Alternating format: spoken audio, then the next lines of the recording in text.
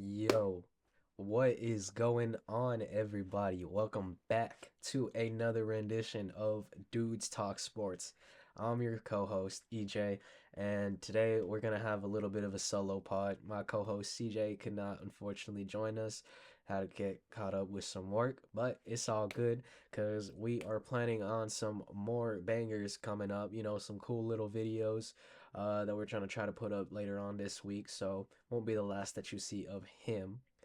But today I thought I would take over as today we're gonna go over some more topics that I'm gonna just I'm gonna cut it to y'all straight. He's just not very informed and very knowledged on. And so as your overall well-rounded sports guru, I will be the one taking the lead of the ship today.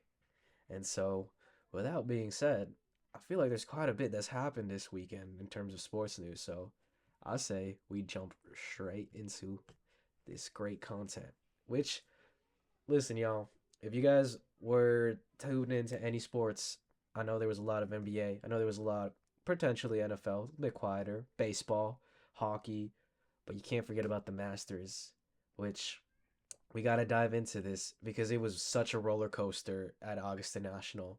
This tournament was just pure drama, and at the center of all of it was Rory McIlroy, who have finally, and I genuinely mean finally, grabbed the elusive green jacket and completed his career Grand Slam.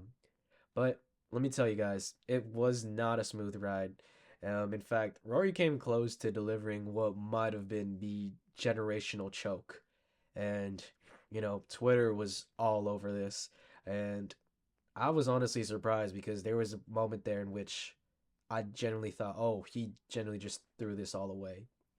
So picture this. Rory's coming into Sunday with a two-shot lead, sitting at 12 under, looking like the guy we've all been waiting to see dominate Augusta. He's got Bryson DeChambeau breathing down his neck, but Rory's got the pedigree. 4 majors already, just needing this one to join legends like Nicklaus and Woods. But early on, though, it was a disaster. He double boogies the first hole. Yeah, double boogie, yeah. To kick things off. I know, right? Is it the nerves? Is it the pressure?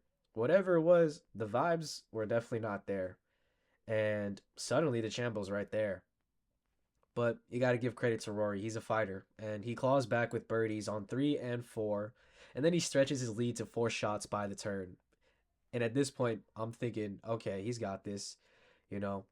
And I feel like that was the census there too. I was kind of watching this with some of my boys, and the real census was that everybody wanted Rory to win. And honestly, we thought it was gonna go that way, but with the way, like we were saying, he was kind of choking, everything was up in the air, and the patrons are buzzing, and the green jacket's honestly practically being measured for him at this point. But then the back nine hits, and it's like Rory's inner demons decided to throw a party. But holes 11 through 11 through 14, just absolute chaos. Boogie's 11, and then brace yourself. Dumps a wedge into Ray's Creek on 13 for a double boogie. A double. Yeah, the lead's gone. And just like that, Justin Rose, who's been grinding out a stellar 66, surges ahead, and Rory follows it up with another boogie on 14. And in just 3 holes, a 4 shot cushion evaporates, and I'm sitting there thinking, is this 2011 all over again? You remember that Masters? Rory was 21, led by 4, then collapsed with an 80. This felt like deja vu, the kind of choke that could have defined his career for another decade. Now, here's where it gets wild. Most players would have spiraled, but Rory, he digs deep, which on 15, he pulls off one of the shots of his life, a massive hook around trees, landing in 6 feet from the pin. He misses the eagle, but taps in for a birdie to retake the lead. Then on 17, another clutch iron to 3 feet for another birdie. The guy's battling himself as much as the course, and somehow he's back in front. But wait, because this is Rory, and nothing's ever easy. Because on 18, he's got the chance to seal it. He hits the fairway, but his approach finds a bunker. He chips to 5 feet, needing the par putt to win, and misses. My heart sank.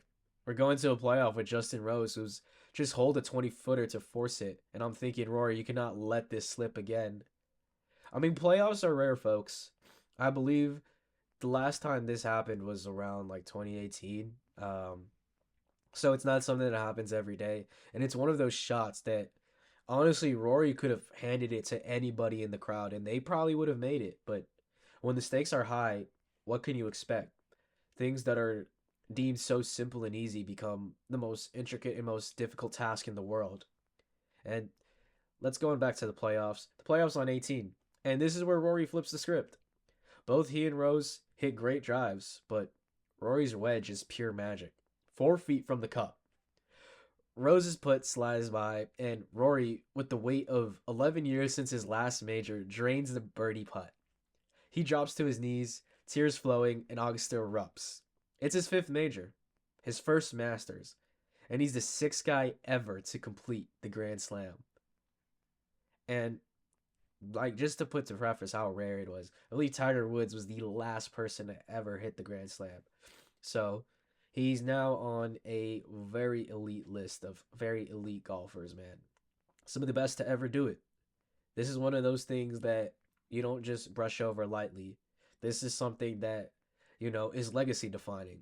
And in the case of Rory McIlroy, this is something that's going to further cement him as one of the greats in history. And now let's talk about the choke that almost was. Because Rory had this tournament in his hands, fumbled it, and stared down the type of collapse that could have haunted him forever. 4 doubles in 1 week. Nobody wins the Masters like that, right? Well, you're wrong because in this case he did. And that's kind of what makes this really epic. Because Rory didn't just beat Rose or the field, he beat his own headspace. The Augusta Ghost, all the way back from 2011, and the narrative that he couldn't close. This wasn't just a win for him, rather, it was a redemption arc for the ages. Elsewhere, Rose was brilliant, carding a 66 but settling for second. Patrick Reed snagged third at 9 under. Scotty Scheffler took fourth, and DeChambeau faded to a tie for fifth after a 75. But if we're going to be real, this was Rory's story. From nearly choking away a legacy to etching his name in history, it's the kind of drama only the Masters can deliver. But what do you guys think? Can Rory ride this momentum to more majors? How much more majors do you guys think he has under his belt? And let us know your comments. Honestly, I personally, as much as I'm new into the scene and whatnot, this whole back and forth and the generational choke honestly made this game all the more enjoying. Because in our group, it was kind of funny because we had, one setup watching all the NBA games that were going on that day, and we had the Masters on. And then throughout the week, I was kind of keeping up with it. At the gym I go to, they were showing the Masters, so I kind of had an idea how things were going. But this was the day that everything was on the line, and you know, for a lot of notions that golf is very boring, I'm understanding of that. I understand where people are coming from that, but if you didn't watch his Masters, it was honestly entertainment. And this is coming from somebody who doesn't really tune into golf as much, somebody who doesn't necessarily live and breathe golf. But I found it very entertaining, and this is honestly for me like the start of trying to like segue and be more up to date with golf and just sort of camaraderie and the vibes that go on with that sport because it's very different. It's a different type of sport, but I honestly love it from the little banter and the little drama that goes on. I personally am here for it. But what do you guys think?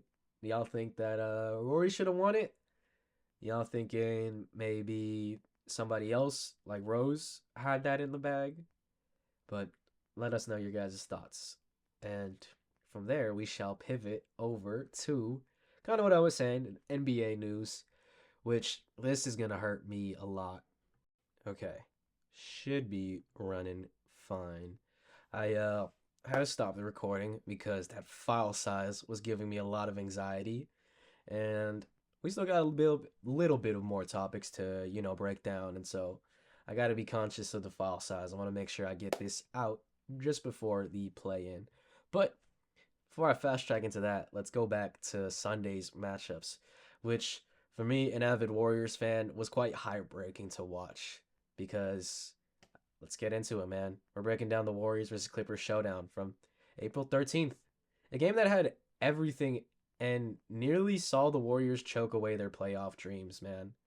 This was the regular season finale at Chase Center, and it was straight up banger that went to overtime with the Clippers edging out the Golden State 124 to 119 to snag the 5th seed in the West. All I gotta say is I hate James Harden, I hate Kawhi Leonard, and I hate the Clippers. But before I get into more bias stuff, let's just unpack this all.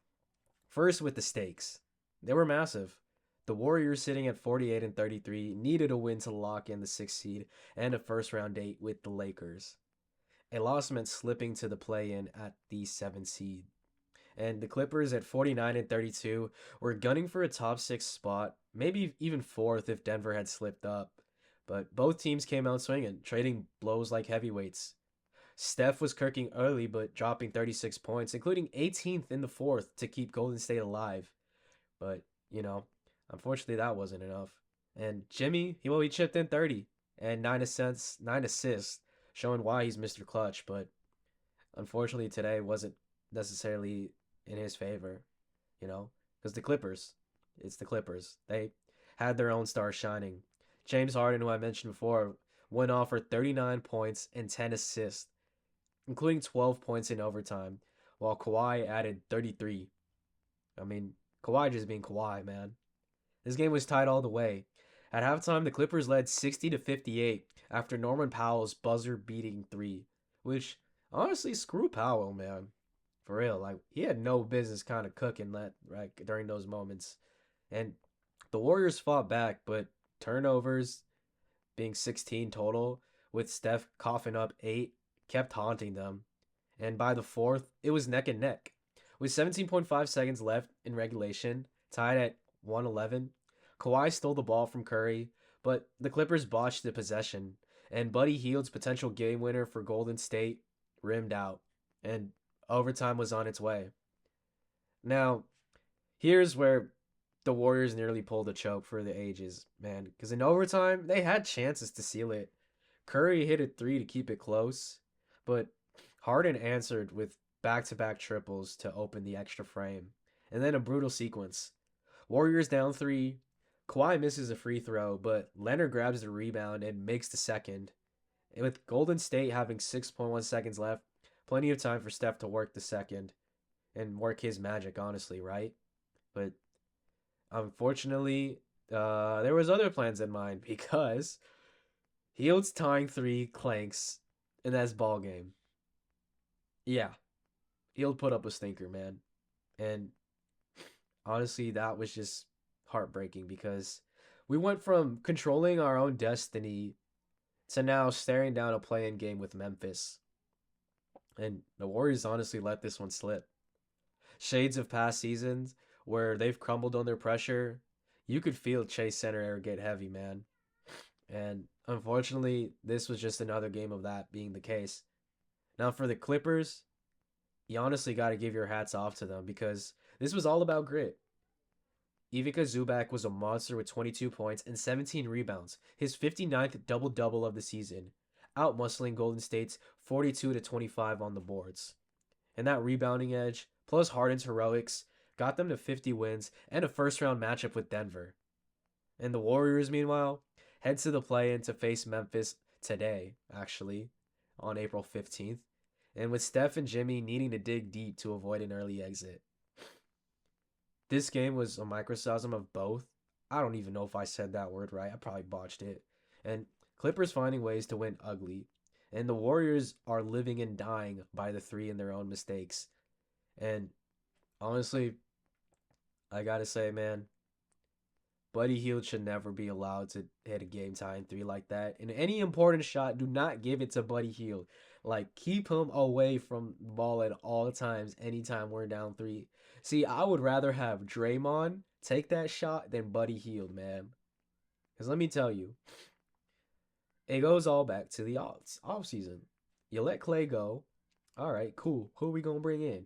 We bring in Buddy Hield.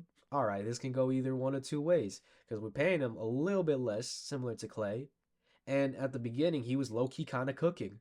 But as the season went on, Buddy began to slip and just decline. And that's honestly why we decided to trade for Jimmy Buckets.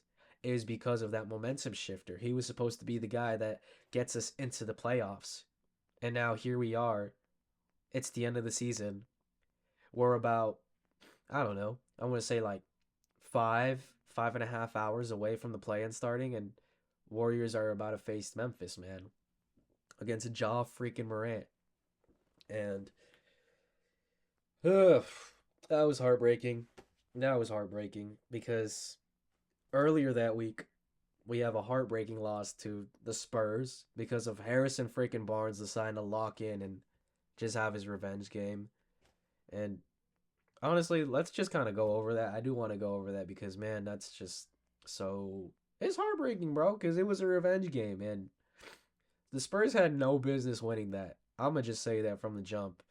But I guess for Harrison Barnes, somebody who's, had history with Golden State, played from 2012 to 2016, won the chip with them in 15, but honestly, I'm gonna just say like we could have had two, but because of his 2016 finals performance, like there's a reason we moved on from him, man. And clearly he felt away because he finished with 20 points, shooting 6 of 9 from the 3 and 2 of 2 from the free throw line, while adding 4 rebounds, 2 assists, and 1 steal in 36 minutes. His clutch performance capped a Spurs comeback from a 14-point deficit, with Keldon Johnson also contributing 21 points. Honestly, there was nothing you could have done because for the Warriors this game, Steph had dropped a 30 bomb and Butler had added 28, but it just wasn't enough, man. And this just goes back to some of the more bigger issues at hand. Something I think I was starting to talk with one of my boys that I'm starting to see more is look, we're heading into the playoffs, and listen, everybody's gonna go for Steph. Like, we can't just keep relying on Steph to be the one man guy to carry everybody. We need other players to step up. And thankfully, AirPods has been doing his role. But to be honest, like looking at it now as the season has ended, Jimmy Butler just has been a little bit disappointing just because, and here's why. For what we traded and for the massive contract that we're paying him, I think it's fair to expect more from Jimmy, you know? We're giving you this much money because we're in a win now mode. We needed you to elevate us and carry us into the first round of the playoffs. And now we're here at the play-in, facing John Morant and Memphis. And to be honest, that game could go either way, you know? I like the Warriors' chances. I really do. I think they're gonna, be the ones and edge it out. But it certainly doesn't help when you have Moses Moody on a day-to-day basis, and seems like he's gonna be a game time decision. So I'm not too sure about that. But you know, having Moody on the court is definitely gonna be very essential to our defense, just because he's been playing lights out. Like I gotta say, Moses Moody has really impressed me. He's a guy that can, really do it all. And same with Paz. Both of their games have really flourished and have become more as an all-around guy versus just somebody who can specialize on one thing. And I kind of compare Moses Moody to having basically taken up Kaminga's spot.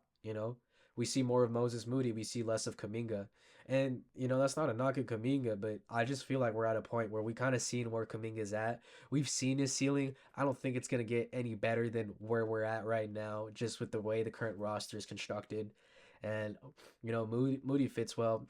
I'm gonna be honest. Pause is that one guy that I was kind of and he took that one leap that I was kind of hoping Jimmy would have. Being that second shooter, just kind of all the range and versatility, and just honestly the momentum, the energy boost that Pause provides to this team.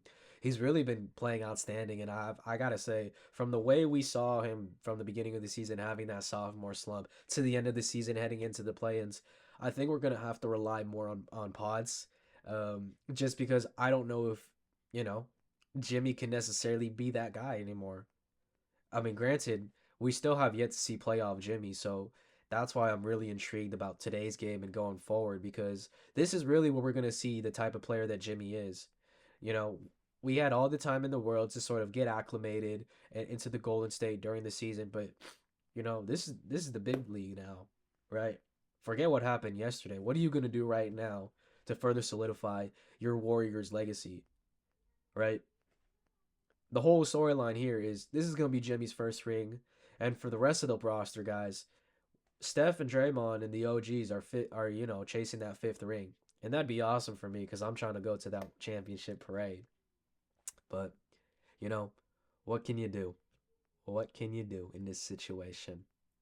But I think that is pretty much going to wrap up my thoughts for that game. There is one game I do want to revisit before we get into previewing the play in and first round of playoffs, which is the Lakers and the Mavs game.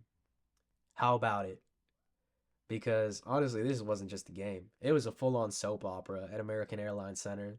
The Lakers took it to 112 to 97, but that's not the real story. The real story is this was Luka Doncic's big return to Dallas, which after that blockbuster trade, oh boy, did it deliver drama. We're talking tears, a monster box score, as well as Mavericks GM Nico Harrison feeling the heat from the fan base that's still not over it, which rightfully so. So, because buckle up, this is one almost saw the Lakers choke away from a golden opportunity. But picture this, right?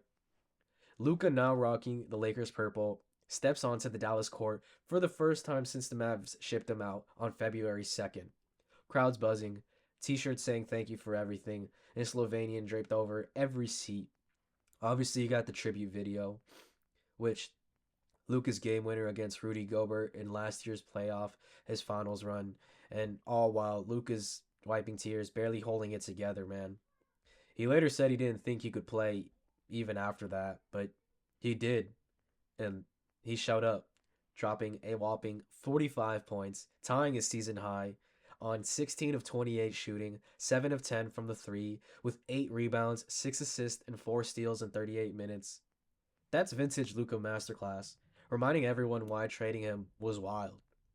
LeBron backed him up with 27 points, 13 in the fourth to slam the door shut, plus 7 rebounds and 3 assists. Max Christie chipped in 20 points off the bench, and Rui Hachimura added 15. For Dallas, Najee Marshall led with 23 points, while Anthony Davis, part of the trade that sent Luka to LA, had a quiet 13 points and 11 rebounds on 5 of 13 shooting. The Mavs bench struggled, with their 38 and 42 record showed why they're stuck in the play-in hunt, while the Lakers win clinched a top 6 seed at 49 and 31. All while having first-year head coach JJ Redick having multiple roster turnovers, obviously having an AD roster at the beginning and then transitioning now to a Luka-led team. Now let's talk about where this game nearly went sideways for LA. Because there was a moment where it could have been a choke, but they led by 13 and they honestly got it done. And you know what? With all things being said, there is one thing we need to talk about, and that is the tension between the Luka and the Mavs, man. Because listen, them chants got loud. If you saw the clips on Twitter, man, you had Mavs fans chanting "Fire Nico Harrison," and then there was this one clip with Mark Cuban just kind of like looking so stressed and just so disappointed in it all, man. Because everyone knows like Mark Cuban was like live or die by Luca, and obviously he's not a majority owner anymore. He sold majority of his shares, so he's not necessarily tied into the day-to-day operations or anything that has to do with the Mavs for that matter. And that's something that I believe most fans still don't know. So if you're in that threshold, yeah, Mark Cuban has nothing to do with the basketball operations with the Mavs. He already sold his ownership rights. And for Nico Harrison, hey, the guys, man, the Mavs fans hate this man. Like, he was feeling it. Look, it stings for Mavs fans because you trade away literally the only guy, like your future, the reason people go to Mavs games for. And honestly, it's one of those things that, oh, excuse me, we're going to look at. I'm going to be honest.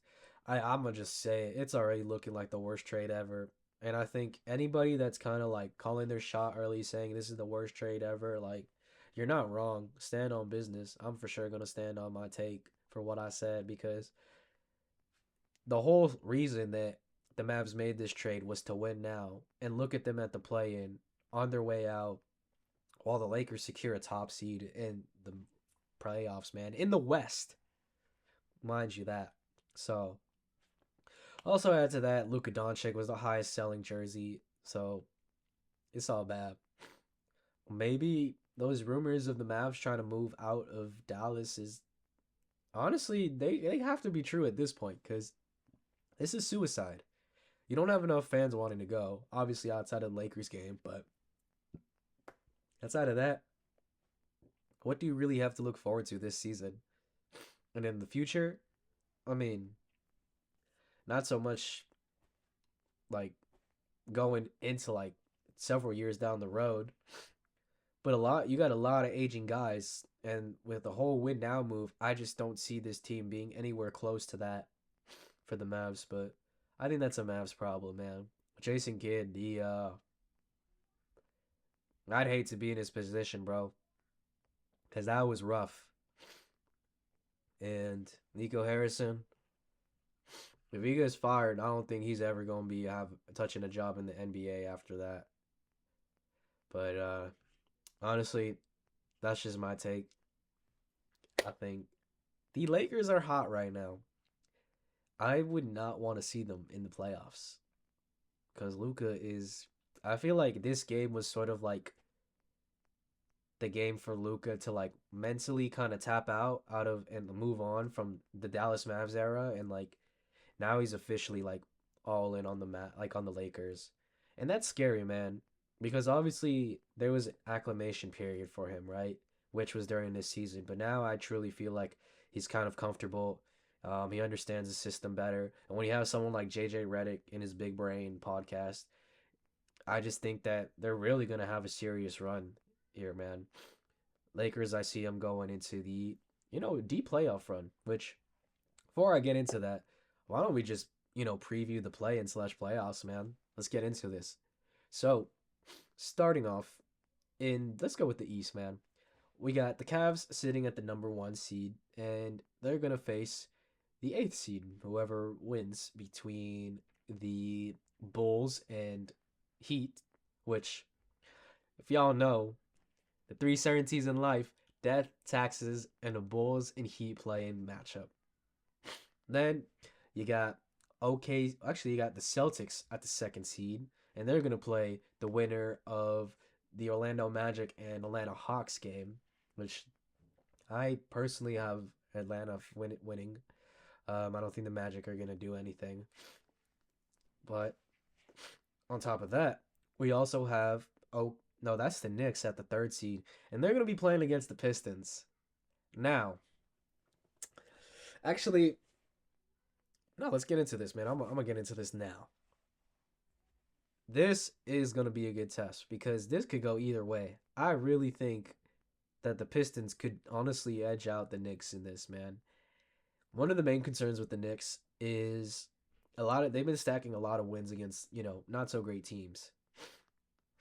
But with that being said, I do think like Detroit isn't crazy, but they're obviously in the playoffs.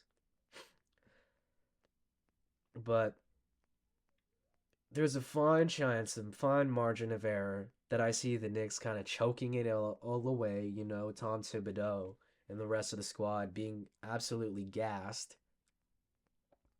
Slip up to the Pistons, which I gotta say, if you're a Knicks fan, I think things are gonna get pretty loud. Things are gonna get pretty loud if the Knicks win or lose this first series. But given who the Knicks have, I still expect the Knicks to get past the first round. I think that is a better bet to go. My whole take with the whole Detroit winning out is more of like a dark horse sleeper thing. Like, I would just say keep an eye out for that. Don't be too shocked when or too surprised when that happens either. But it's safe to assume that the Knicks are going to handle business, man.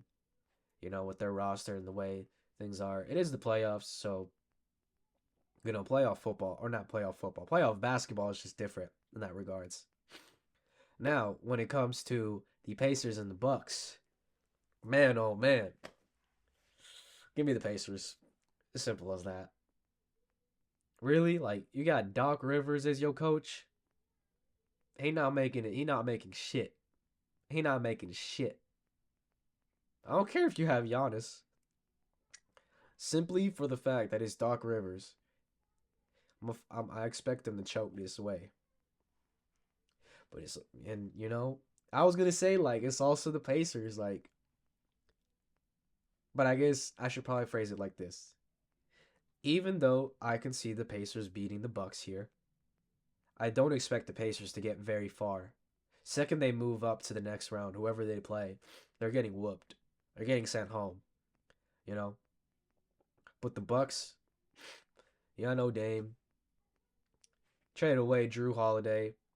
That's tough. So you really only have Giannis. Outside of that, that's also another interesting story, man. Because as good as the Bucks have been doing, right?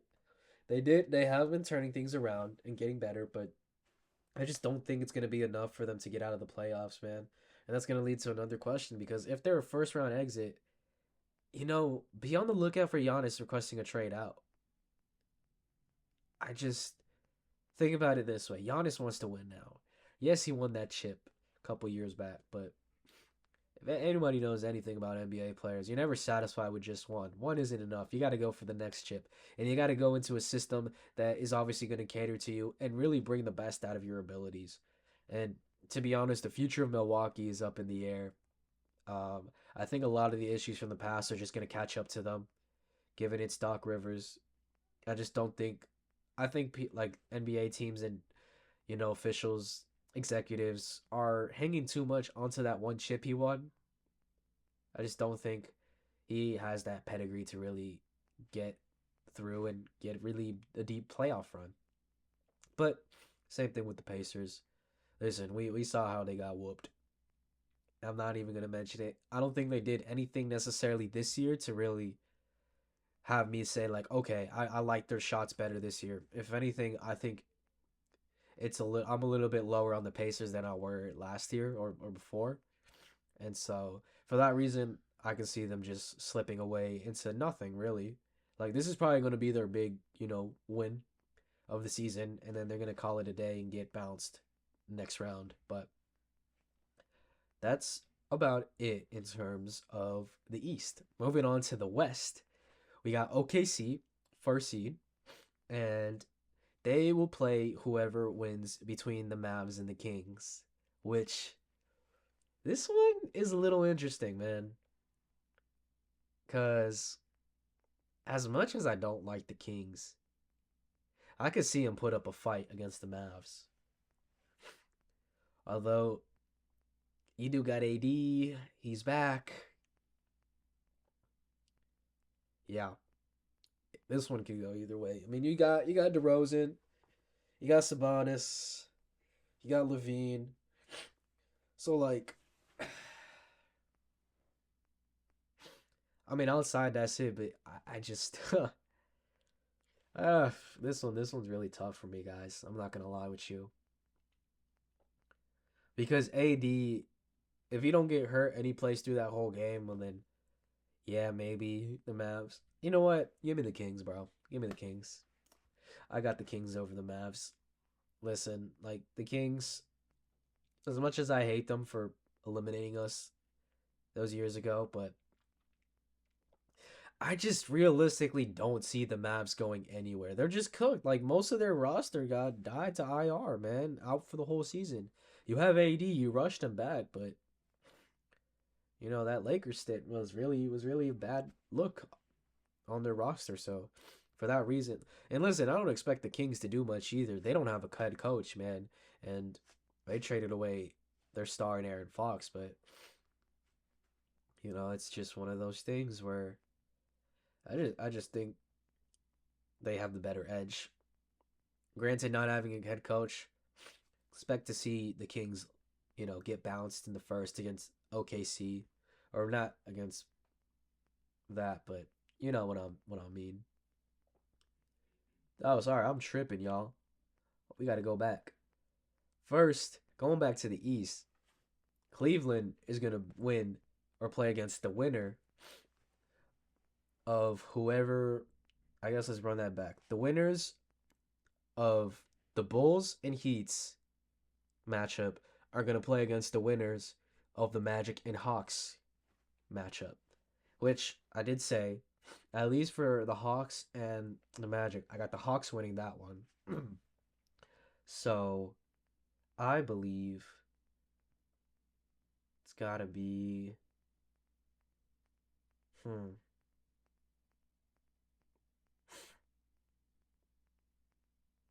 Yeah, like when it comes to the play-ins, I'm like not too great at my expertise, but we still cooking, y'all. Don't worry about this.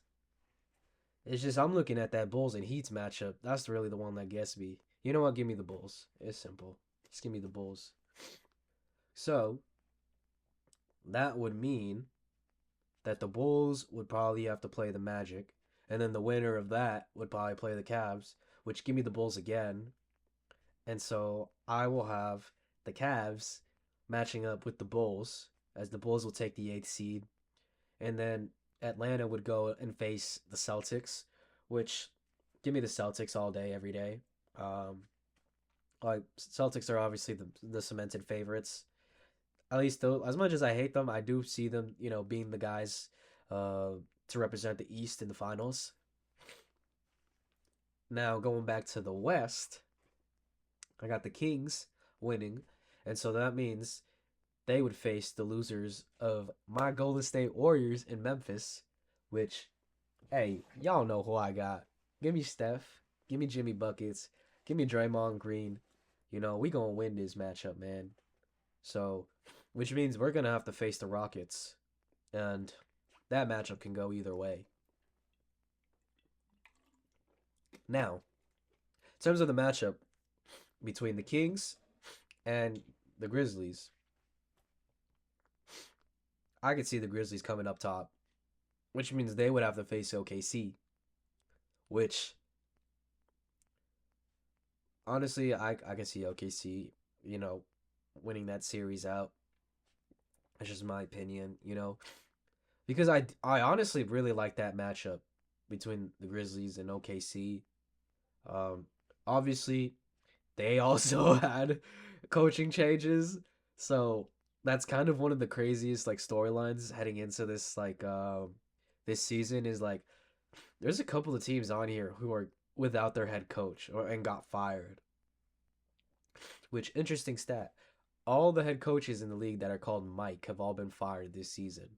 Random stat, but I know. It's kind of cool to think about. Not cool. Sucks for them, but at the same time you got to figure you got also got to realize these coaches that are getting fired, y'all, they're getting paid to do nothing cuz they a lot of them still have years left on their contract. So they're going to be chilling in Cancun or in that retirement home collecting them paychecks. So, hey, I can't even hate. Like, get your bread for real. And so, leading on to that, let's go into the rest of the West. So, obviously, I mentioned OKC versus Memphis. I just think OKC is going to. They're more stable. You got Shy, got Chet, got Lou, and is it Lou or is it Duke Dennis? Which I think is you got Shy. Actually, let's run that back. You got Shy, Chet, and Duke Dennis, man. And Duke Dennis been doing crazy, bro. He been hot. And so for that reason, I'm gonna get OKC. Now, one of the things we did talk about last pod was potential fraud watch for a lot of these top teams. OKC did not have that great win against the Lakers. They've been slipping up. Same thing with the Cavs. They had a little stretch where they were slipping up. But given that, I still think that given these matchups that they're going to face, both of them should make it past their matchups. And so another thing that we have to consider is actually no, that's really it, man. I mean, the only thing I would consider then was who are they matching up against, but honestly, that's gonna we don't really know at that point. So, we'll save that analysis for a later date. Now, into the West matchups. You got the Clippers and the Nuggets. And if there's anything I know after just playing against seeing that matchup against the Warriors, it's that the Nuggets they don't have their coach. Mike Malone, he got He got thrown out, bro. Like, he lost the locker room. Now you got Jokic as the coach. So the thing is, can Coach Jokic handle the responsibilities of coach while also leading his team against a series against the Clippers, who James Harden is on a hot fucking streak right now. He's never missed the playoffs. You got a healthy Kawhi right now. Like, that's genuinely scary, man. And honestly, I can see it going either way, but I might this might be a hot take, but I think I'm gonna choose the Clippers over the Nuggets. Because as much as Jokic is in his prime right now and playing the best basketball he's ever played, I just think that overall the Clippers are gonna just edge it out, you know? And it's just because of that duo of, I'll take that duo of Kawhi Leonard and James Harden over Jamal Murray and Jokic. And I'm gonna be honest, Jokic is the one carrying that. But I think that'll be a good matchup. It'll at least go to five. It'll go to game five for sure.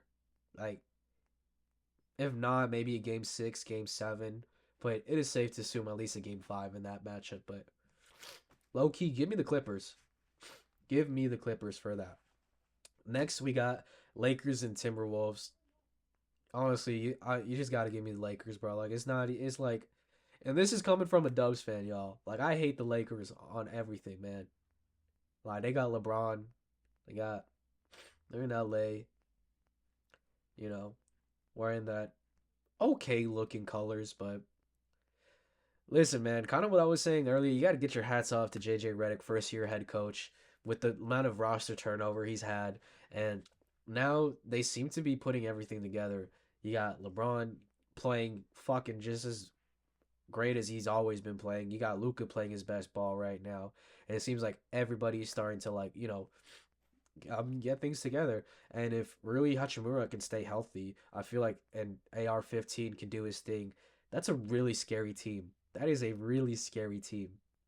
Now, I remember when we were first in talks of being in the sixth seed, a lot of Dubs fans were telling me, like, low key, I don't want to go face the Lakers. And I can see why. Because in a series, it's different. In a series, in years past, granted, that was with an AD led team. It just hasn't been in our favor. And with the way Luka's playing right now, possibly it could be the same way. But you got to keep in mind, we got Moses Moody. And so, but this is not the Warriors. This is the Timberwolves. So you have Ant that you're dealing with.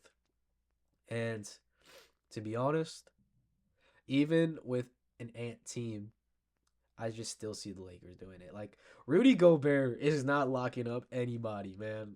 They are going to be targeting his ass and being like, "Hey, bro, this free buckets, man. Let's get him. Let's get it. Gang in on him." Like, it's simple as that. Like, even with the performance that is having, I just don't see anybody else stepping up. I really like the Lakers core as a whole, and with the wizardry that JJ Redick got, it's just simple as that, bro. Like, you got to give me the Lakers. Now, when it comes to the Rockets and whoever they play, which is going to probably be my Dubs. We don't have the best track record against the Rockets. I think they own us right now in terms of their overall record. But I know for sure that's what the case with the Clippers. We were 0-4 against them this season. The Rockets, I'm not too sure about that, but they got a pretty nice squad. It's a really young core, obviously, but I mean, they've honestly had the edge over us. With that being said, I could see this series going all the way to a game seven. I really do. And it's just simply for the fact that, for the most part, they've honestly locked this up. They've held Steph to, like, pretty much a minimum. So this is really going back to where I was talking about Jimmy Butler needing to step up in the rest of the core. This is really textbook example where we have the history of other games to go off of where Steph was locked up and we needed other people to step up. This is where we need guys like Pajemski and Jimmy Butler and Moses Moody and, you know, and even Draymond, man. Like, and that's the thing I will say. Draymond has been stepping up a lot more. And so I'll give him props for that for sure. And so this is gonna be another one of those series. Gosh, man, I'll be stuttering for my life of me. Where we need them all to step up because there's gonna be a good chance where Steph is gonna be locked the whole game, and that's literally gonna be their game plan. And so this is literally going to be the most important matchup. Obviously, we got to handle things first with Memphis. But when it comes to the Rockets, I still believe that the Warriors can win. I just think it's going to go at least to like a game 6 or game 7 at the very most. Game 6 at the minimum. I see it being a back and forth, man, cuz I love shitting on Dylan Brooks, but he's actually been doing pretty nice with the Rockets, bro. Like you have to give him credit where credit is due. Like he plays villain ball, man, and he loves getting into people's heads. And for somebody like the Warriors, it seems to be working. Got Jalen Green on top of that. Have, the baby mama Drea Michelle pull up. And that's about it, man. I think that's really it when it comes to previewing the playoffs. And I don't know. Let me know your guys' thoughts. You guys like my picks? If not, who would you pick differently? Or on top of that, if you guys agree with certain matchups, but you think it might go beyond just, let's just put, for example, the Rockets and the Warriors. You guys agree? Do you guys think it'll go up to a 7 game series? If not, how many games do you think they'll win it on? Or if you think the Rockets will win, how long do you think that series will go on for? Yeah, let me know your guys' thoughts down below as we transition from the NBA into some other news, which let me pull out my notes here. We got some WNBA news because this is the year that I tune in to the WNBA. Because if y'all did not know, my Bay Area got a new team, the Golden State Valkyries. And so let's tune in. Yesterday was the draft, and we had several notable names get selected. Obviously, Paige Bookers. Oh my gosh. I doubt she ever gonna find this video, but if you do, I promise I was not mispronouncing that on purpose. I gotta I gotta get better practice with these names, bro, or I might just be overthinking it. But she was drafted number 1 overall to the Dallas Wings, and I heard word on the street is they're already in talks with the LA Sparks to get a trade going. Allegedly, that's just the word on the street. Now, obviously, we knew she was gonna go number 1 overall. She gonna get that bag in Unrivaled too, so it's up for the WNBA right now, with all these new stars going into the league. Bigger names, bigger personalities. I think she's gonna be solid. Like just from what I've seen, just from watching March Madness, from even last year and this year, like she really just seems to be about ball, which is all you can really ask from these athletes. Like none of this extra shit. Hey, can you handle and let the main thing be the main thing?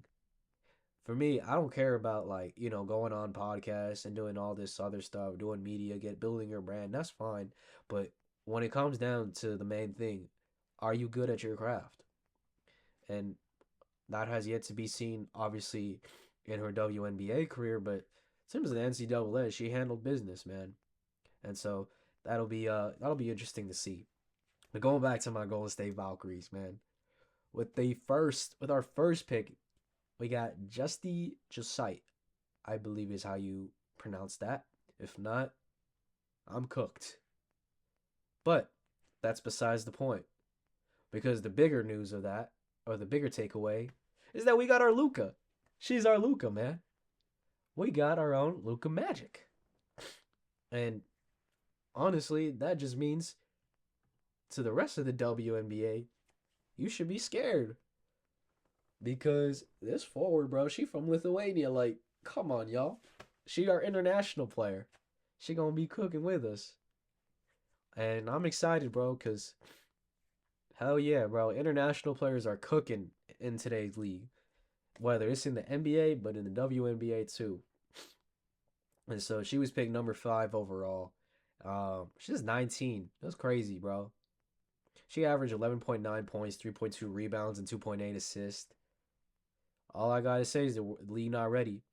And then in round 2, pick 17, we got Cheyenne Sellers, guard from Maryland, and she had an impressive 4 year collegiate career for the Terrapins, and honestly becoming the first player in program history to clear 1,500 points, 500 rebounds, and 500 assists. That's great for my Valkyries, bro. Like, so yeah, we need a nickname to call them, bro. Like, obviously we got the Dubs, but like, and this is really just to my Bay Area people. We got to come up with like, we got the Dubs for the Warriors. We got something for the Valkyries, man. We need something cool. Uh, but that's beside the point. And then in round three, pick 30, we got Caitlin Chen, guard from Connecticut. She was actually drafted from the stands, bro. That was funny, like to see. Like, imagine going to the draft, like you just going to like, what's it called? You're just going to support your homegirls and whatnot, and then you just randomly hear on the announcement, you hear your name get called. It's like, oh shit, wait, I'm in the league now. It's up. But she's gonna be like, man, hey, all I know is Asians support other Asians. So she gonna be loved in the Golden State, man. And she seemed like a really solid player, bro. Like, I'm gonna be honest, in terms of our first year drafting, I think we did a good job. Obviously, it has yet to be seen like how we're gonna do in the season, how everything's are gonna hold up, but I like it. And what better way to not put it to the test than with our matchup against the LA Sparks on Friday, May 16th. So yeah, I got it too. I'm not really tuned in with the WNBA. All I knew was last year was just seeing Caitlin Clark, Angel Reese, Camila Cadorso, um, Cameron Brink. That was really the only notable names that I can tell. But sure, I'll be more tapped in now. Obviously, my hometown got a team, so you got to represent for them.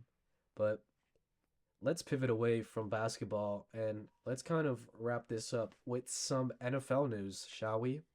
Which the first and unfortunate scene is regarding my Pittsburgh Steelers. And that is to do with the fact that contract negotiations with TJ Watt are not going great right now. And according to reports, TJ Watt, he wants to get paid more than what Myles Garrett is getting, which if y'all saw that contract, it was a lot. Like at the point in time, he was like the highest non-paid QB. And we need that money for a quarterback, bro. Like that's what I'm wondering. I'm like, shit. What are we gonna do? Like, and this goes back to I think something it is time to have a discussion as a Steelers fan, an honest discussion, man. And that is what the fuck is the front office doing, bro? Like genuinely, what are they doing? They are not cooking. Let's just call it for what it is, bro. Like we have yet to improve and be better than what we have been for the past 10 years. Oh, Mike Tomlin has never had a winning season. My fucking ass. We get bounced in the fucking playoffs every damn year, or we don't make the playoffs. Oh, but it's the Steelers, man. Man, it's a high, well-regarded franchise. Bullshit. We overpaid for DK Metcalf, bro. I guarantee you, he didn't want to be here unless we gave him that money. Damn near no free agent want to come in here and take a hometown discount because it's the Pittsburgh Steelers. Nah, everybody knows if you go into Pittsburgh, your career gonna get wasted. I mean, just look at TJ, look at Cam, look at Minka. Look what we been doing the past couple of years, bro. We haven't done shit with them. Oh, we got the highest paid defense. And where did that end us in? Fucking 8-8 or 9-8 now. Getting bounced in the first round. And now we don't have a QB. We went from having Justin Fields and Russell Wilson to nobody. And listen, I'm not even mad that we didn't sign them because I think looking at it now, I don't know if necessarily we're going to do much better with them at the helm. I mean, Russ had that major slippage. Justin Fields, too little of a timetable to see, but I think if we had let things played out, at most we may have gotten 10, 11 wins. Uh, But it's the Steelers. We have more problems than we can afford to manage and admit as well. And so now the question is, who the fuck are we gonna have at quarterback, bro? We are so cooked. Like it's what, April 15th as I'm recording this. We still don't have a QB in mind. Aaron Rodgers is taking his sweet ass time, bro. Smoking all the ayahuasca in the world. Fucking going into meditation and shit. He had his little, posing media throwing session with Metcalf, but at this point I'm just saying I'm out on Rodgers, bro. I just don't think he's signing with us. Like, I'd genuinely be shocked if he signs with us. Because my thing was, if he doesn't sign with us before the draft, we got to look towards the draft. You know what I'm saying? Like, we got to look at drafting a QB. And now the issue is who? Because when you look at the timetable of the Steelers, they were talking about, we got to win now. We got to win with TJ and shit. Drafting a QB is basically saying we're looking towards the future. Which lets me know that the front office fucking got full of themselves, was talking all of that talking about we gonna sign this guy, we gonna sign this guy, and just to come up with nobody. Like, that's disappointing as a fan, man. Like, genuinely, what happened to the team that I love? What happened to us contending? What happened to us winning championships? Now we're a laughing stock since Big Ben left. Like, it was already one thing not winning a Super Bowl, having the trio of Big Ben, AB, and Le'Veon, and now it's gonna be the same thing, man. We're just stuck in purgatory. Like, we're never gonna be shit, but we're not gonna be good, if that makes sense. We're always gonna be in the middle of the pack, and I think that's really screwed us over from really properly rebuilding this roster properly, man. But you never know. Which, speaking about the draft, let's get into some mock drafts, man. As I think I might have mentioned it last pod, I was going to plan on cooking up some mock drafts, which is why I low-key had to do this solo because my co-hosts don't know shit about football. And honestly, I need y'all to call them out on that in the description below. Tell them to fucking pick up a book, watch some highlights, do whatever you got to do, because how you in a sports pod and not be committed to sports? But going back to what I was saying, let me actually pull out my mock. You guys will obviously see it on the screen with my super duper cool editing skills. So, let's do this. So, obviously I did my shit on PFF. We could have done anything. Another thing, important thing to note, this mock draft was made with no trades in mind. So, with that context being said, I mean, let's go over this. So we got number 1 at Tennessee, Cam Ward, no brainer. Honestly, some of these picks are no brainers. Just Jesus, y'all. Allergies are getting me, and also eating, bro. I just ate not too long ago, but bear with me. When it comes to Cam Ward going 1, Abdul Carter 2, Travis Hunter 3, I think those are a given. And like, look, I think number 3, that one was, I was kind of in the middle between going Travis and Shador, because obviously with the reports coming out that, Shador's having one last private workout with the Giants, I just don't think it's enough. I just still think that it's all nothing but a smokescreen. Maybe, if anything, I could see the Giants try and use that as leverage. Maybe teams are going to talk about trading up, try to get some draft capital. But if you do stay put, I still think Travis Hunter is the move.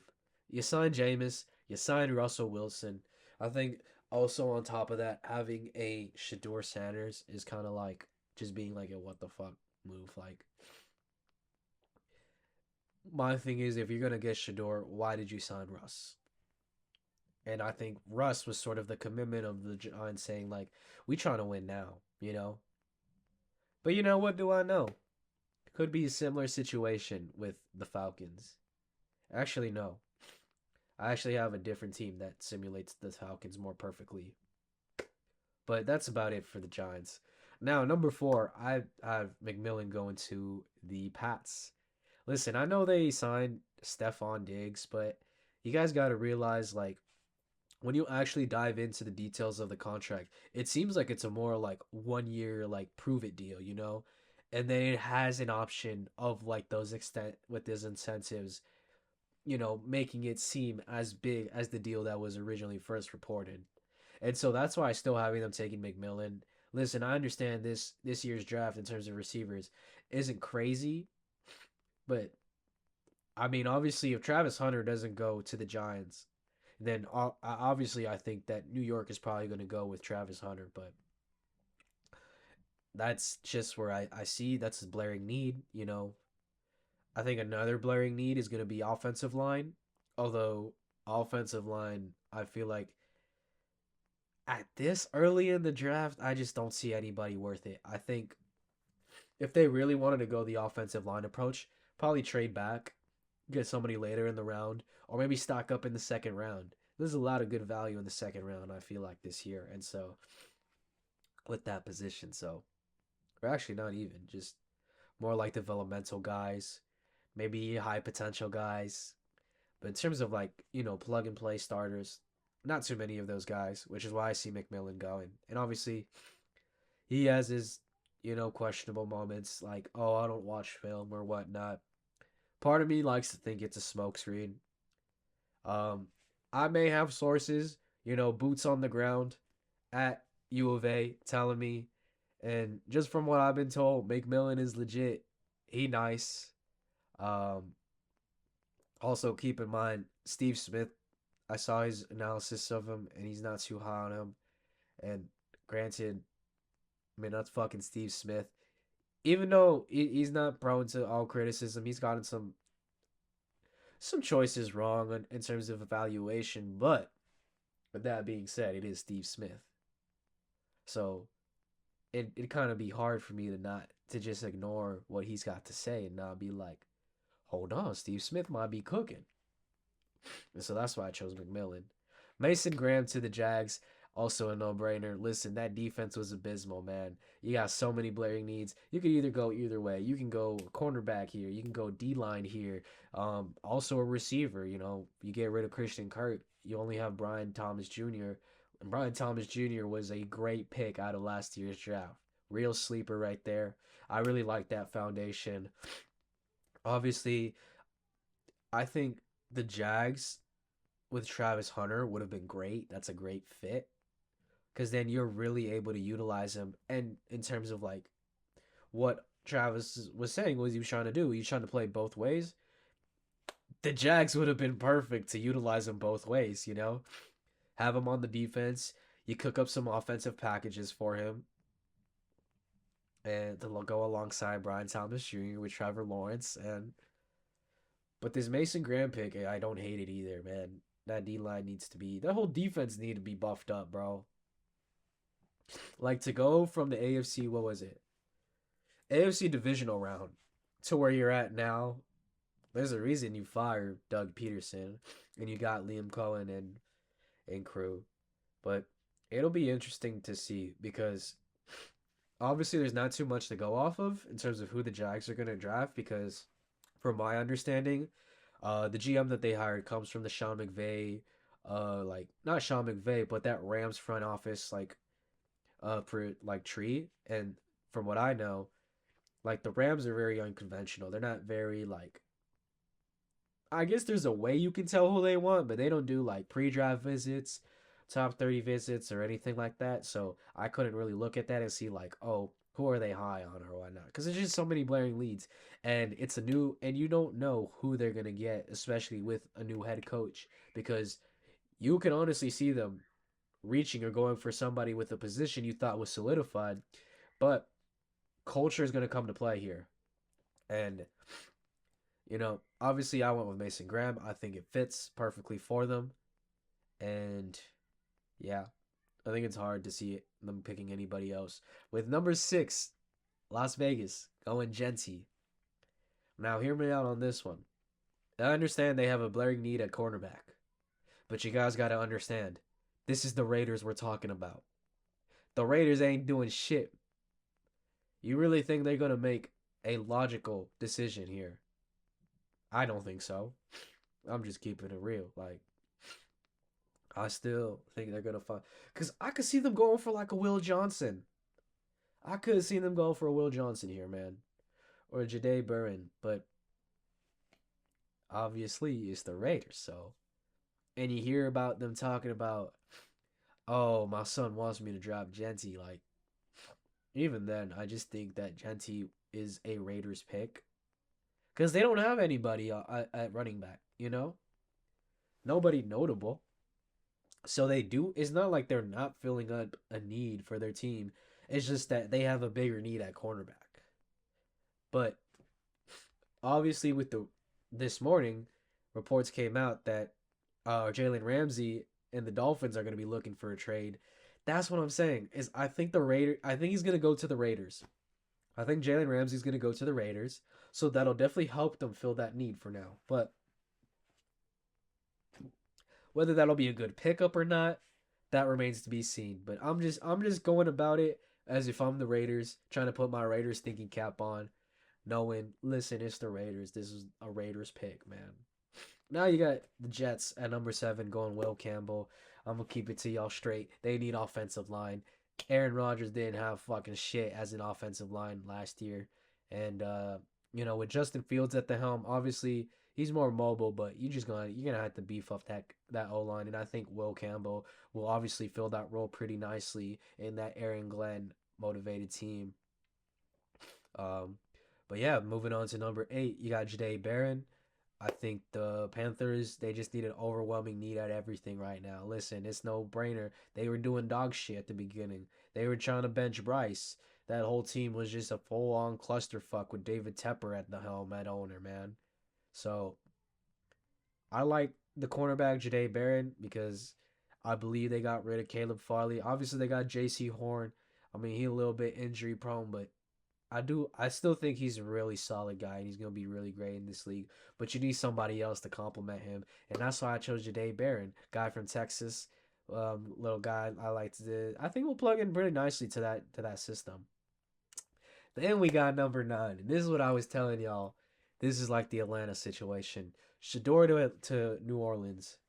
Listen, with the report coming out of nowhere that Derek Carr might not play, needs shoulder surgery, and apparently the whole Saints locker room like not like being shocked by this because he came out of nowhere.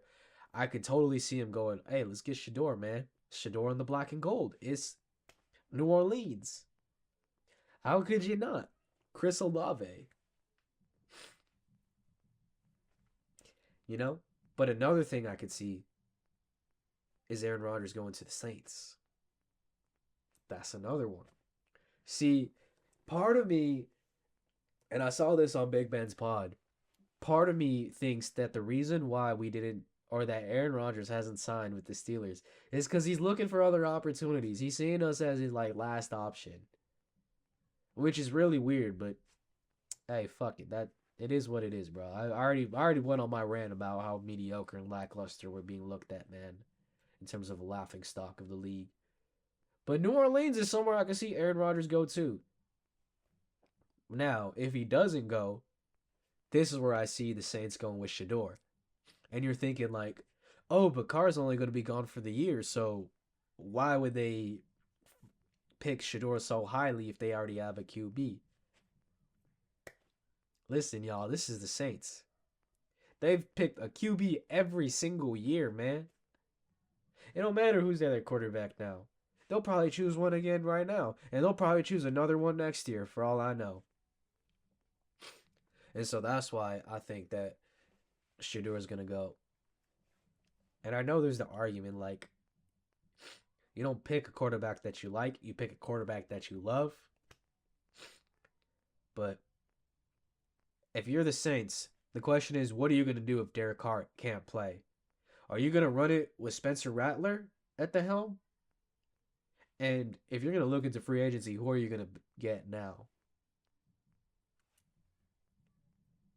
Like, it's not like if I'm not a fan of a team who has been in QB carousel for a while too. Like it takes one. Like my team is in a similar situation in terms of QB. Like I'm just saying. Shador right there. Now, I don't want them to pick it, but I just think it makes sense in that sense. When you put the Saints thinking cap on. Now at number 10, you got Malaki Starks going to the Bears. Listen, y'all. This pick is simple. Simply from the fact that motherfucking that one game when the Bears played against the Commanders and that Hail Mary, that shifted all sorts of momentum for the Bears and just had them going downhill. Tyreek Stevenson, I don't care. My boy, you fucked up and you changed the whole momentum, bro. So Malaki Starks, it makes sense to go there. Now, granted, another pick I would have thought is running back because running back is another need that I feel like the Bears need. Obviously, I think in a perfect world, if Genti doesn't go 6, I see him going number 10 to the Bears. But because I think the Raiders are going to Raider and go with Genti, I think the next best step is going Malaki Starks. And I understand this is going against everything. You have an offensive minded head coach in Ben Johnson. So you're probably thinking, aren't you going to go offense? No. Because that defense still needs some reinforcements, bro. And I think with that Hail Mary type play, you got to look a little bit harder, take a harder look at yourself in the mirror and be like, low key, we need a DB. We need a safety. It don't help. And it don't hurt to get somebody like Lucky Starks be your future guy. You let him grow and flourish. And I like that pick for Chicago. Now, we got the Niners at number 11. I got him taking Armand Membo from Missouri. And this shouldn't be a surprise to anybody in terms of offensive line because that is a blaring need that they need just because they lost hella people in free agency. Trent isn't getting any younger. He's only getting older. So and on top of that, you got the Purdy contract looming. So you're not going to have as much cap space available. So you're going to have to look towards the draft. Obviously, you got Puny, who has been fantastic for them, but you need more than that. And so kind of sucks because this draft isn't very like it doesn't have a lot of depth in this position, but I think this is about the best you can go about for the Niners going with Armand Membo kind of plugging into that system. Number 12. Listen, y'all, I understand they have other needs, but like this is Dallas, y'all. This is Jerry Jones. You got to understand. Jerry Jones is going to do Jerry Jones things, which means he's going to make a Jerry Jones pick. And so when I'm looking at this and I'm saying, what is a Jerry Jones pick? Matthew Golden is that guy.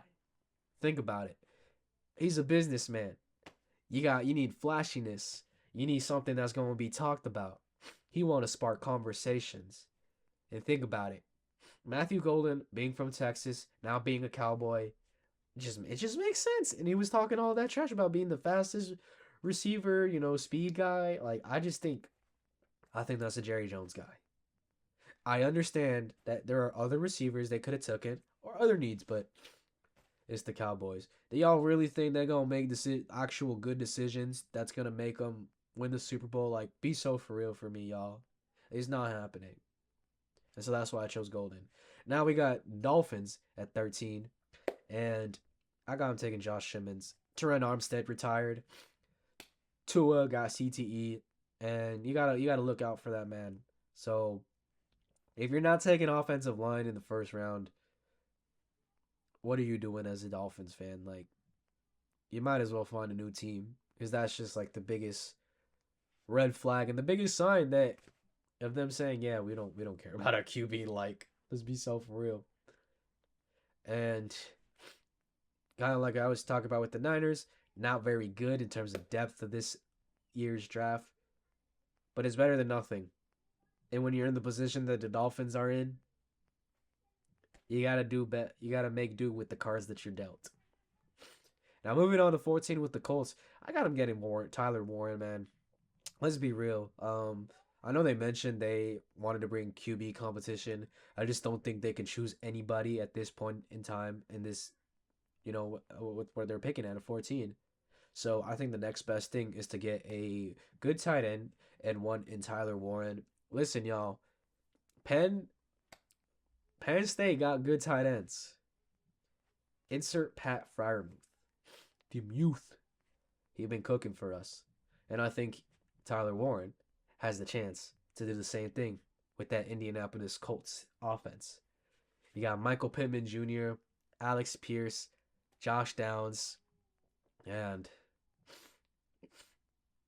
I don't know who else. But you pair Tyler Warren and with Jonathan Taylor and Anthony Richardson.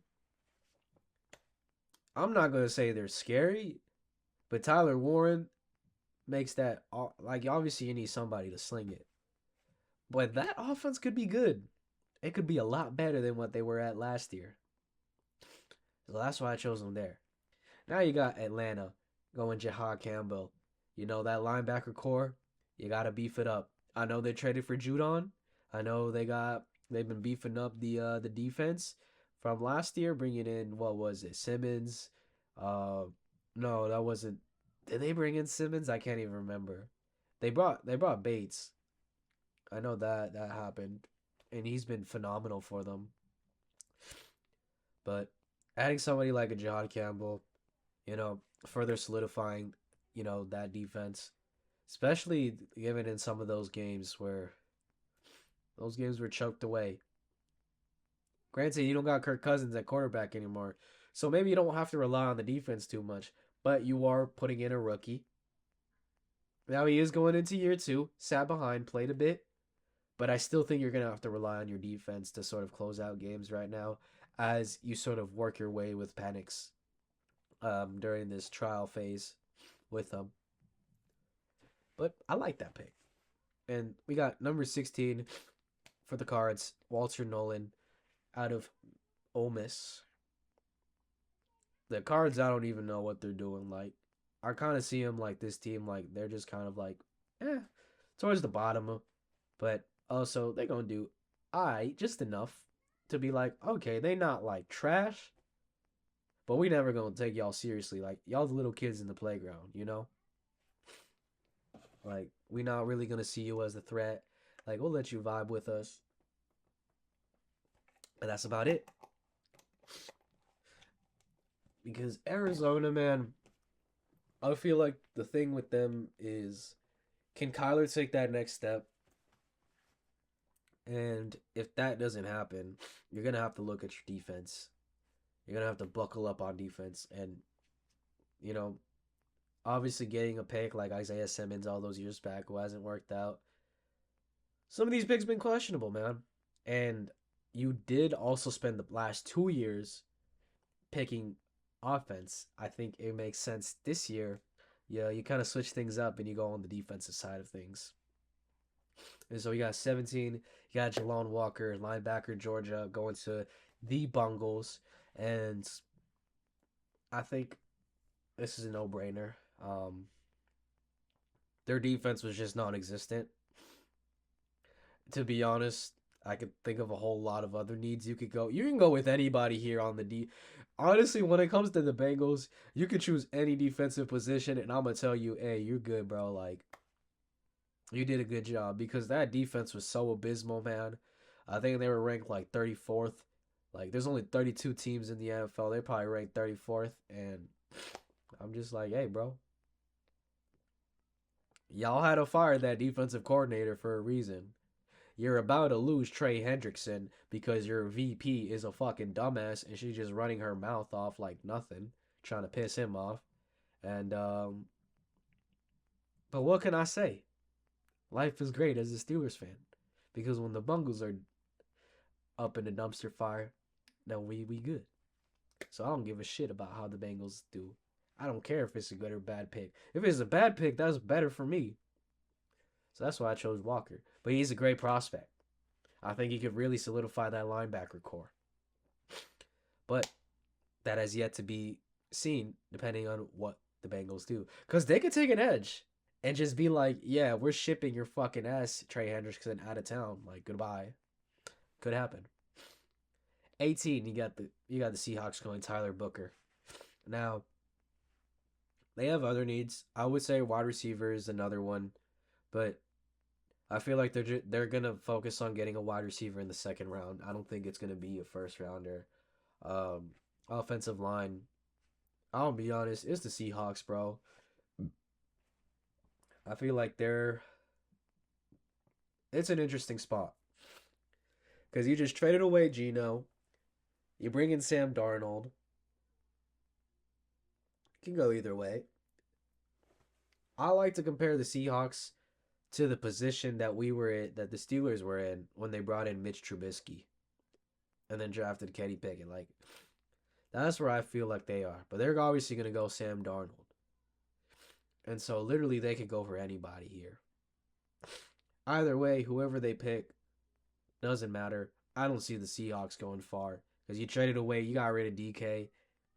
You know, Grubb.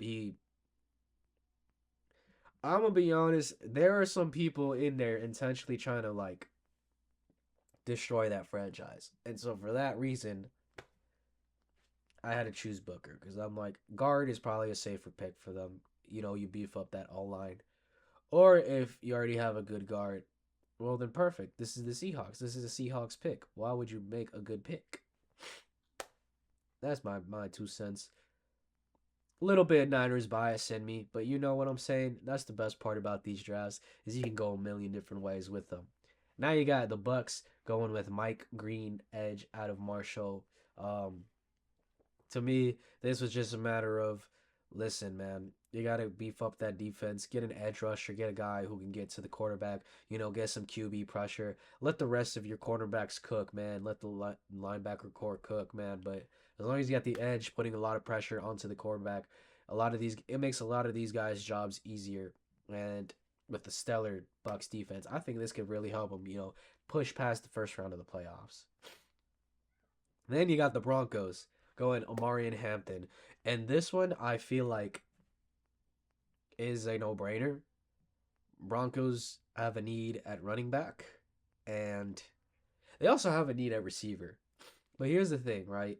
I think we talked about this. The wide receiver this year is just not as deep. You could probably go and get somebody like in the second, third, later round. Now the running backs, they're nice. I mean, you got um Genty, Hampton, and you got Scatterbo.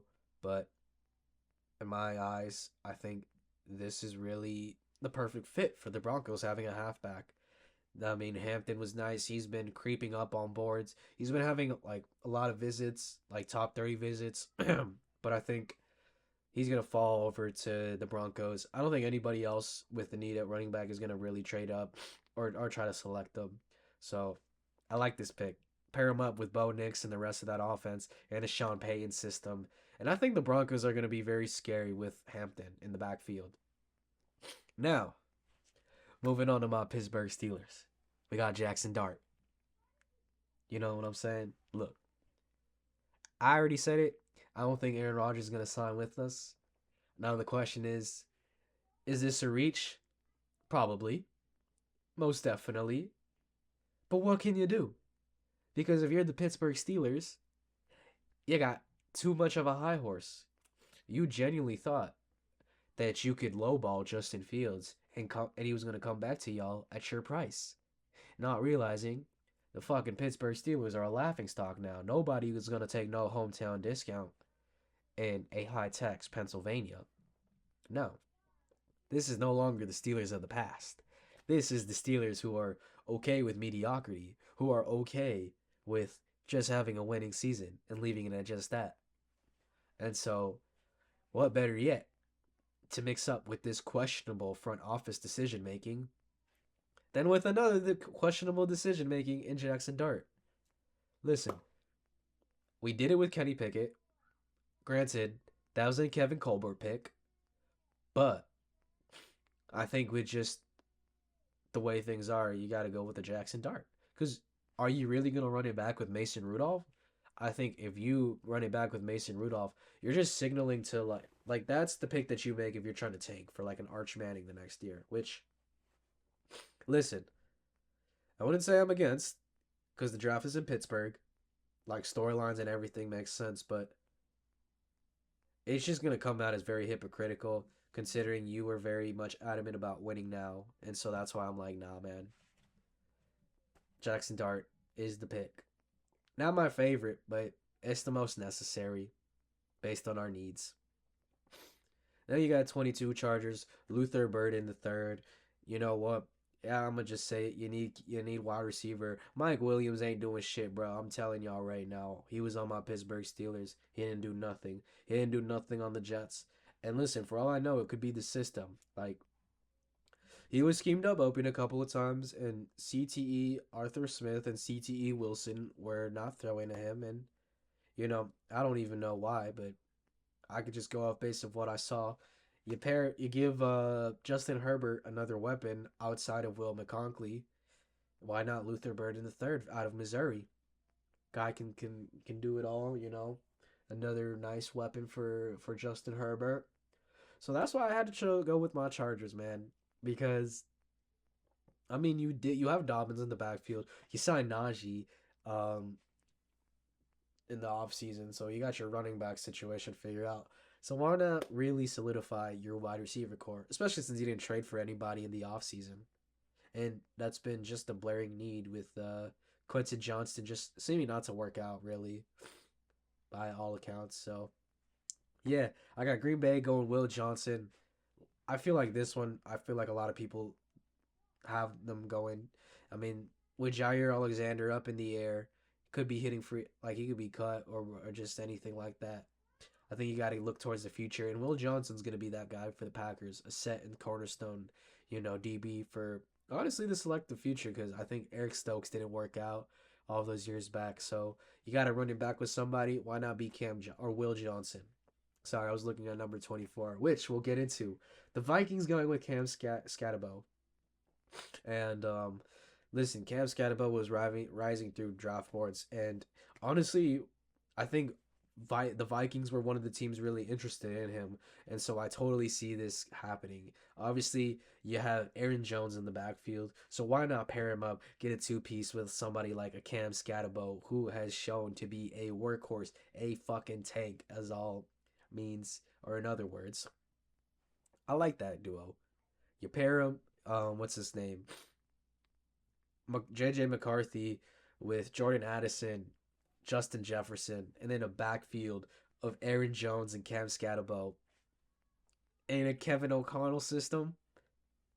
Hey, yo, I think I'm cooking there. That's all I'm saying. Then you got the Texans going with Kelvin Banks Jr., which, I mean, when you trade away Lermy Tunsil, I mean, that just becomes your biggest blaring need. And this is honestly the best that they can do. So, and even with that being said, I still think that the Texans are going to win the South. But in terms of having a deep playoff run, I just don't know.